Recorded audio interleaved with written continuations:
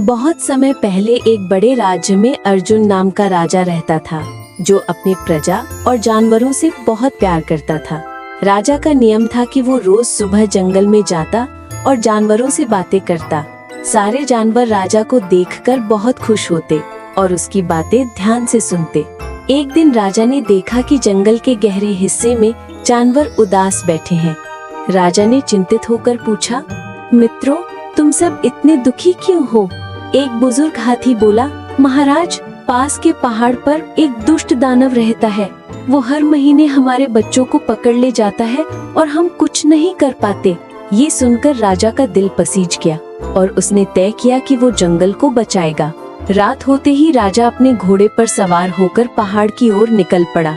घोड़े की टापों की आवाज सुनकर जंगल के जानवर धीरे धीरे उसका पीछा करने लगे। जैसे ही राजा पहाड़ के पास पहुंचा, ठंडी हवाएं और अजीब आवाजें सुनाई देने लगीं। अचानक गुफा से दानव की भयानक गरज सुनाई दी। दानव बाहर आया।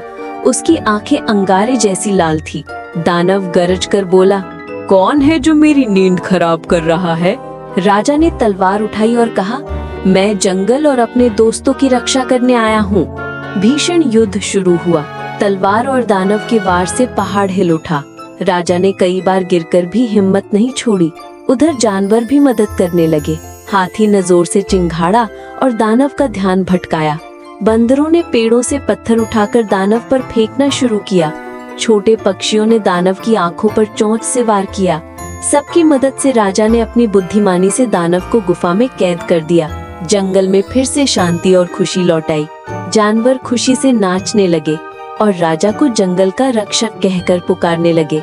राजा ने सबको गले लगाया और कहा, हम सब मिलकर ही मजबूत हैं। सच्चा साहस ताकत से नहीं, बल्कि अपने दोस्तों की रक्षा करने से साबित होता है।